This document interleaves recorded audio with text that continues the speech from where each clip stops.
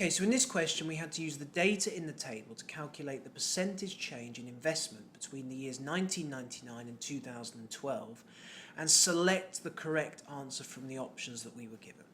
So this was a question that all focused around calculating percentage changes, so therefore you needed to remember what the percentage change formula or the percentage change process is.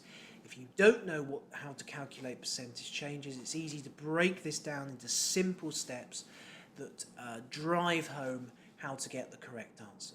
So the first step to calculating percentage changes is you need to do the new value divided by the old value, then you subtract 1 from that answer, then you multiply by 100 to put it into and convert into percentage form, round to 2 decimal places, and you will get the percentage change you're looking for, and in this particular context, the correct answer. So let's go around doing this for our particular question. So we're concerned with the years 1999 and 2012. Now 2012 is the new period, so therefore we want the new investment value at 2012, which is £222,109.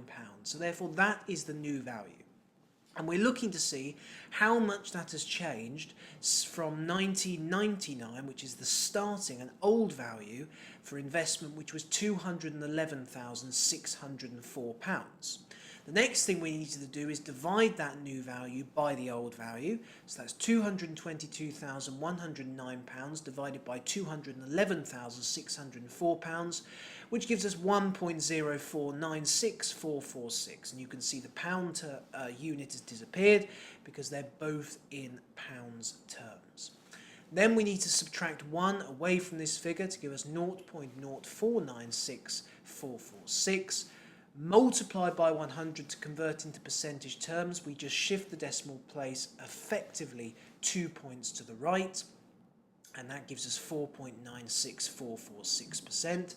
And finally we wanted to round to 2 decimal places, which is just 4.96%. So therefore that is the correct